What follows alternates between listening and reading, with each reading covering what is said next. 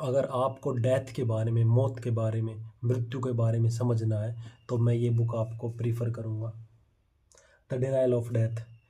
दरअसल इंसान जिंदगी भर अपनी मृत्यु से भागता रहता है।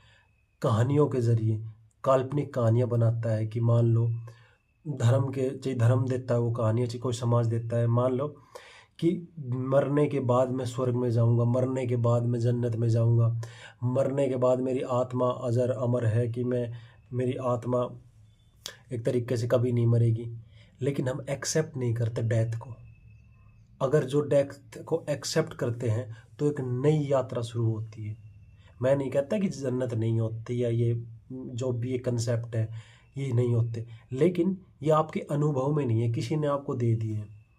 अगर आपके अनुभव में है कि नहीं, मेरे अंदर एक आत्मा है जो कभी नहीं मरती, कभी ख़त्म नहीं होती, मैं, या फिर आपको ऐसे कैसे भी आपको ये विजुलाइज हो गया, या आपको ये दिख गया कि मृत्यु के बाद जन्नत है, या उसके अपोजिट भी है, जन्नत से उल्टी क्या होता है वो हेल है।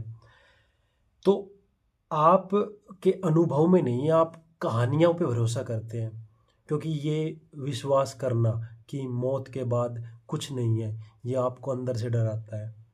आप जीवन भर इस प्रश्न से भाजते रहते हैं।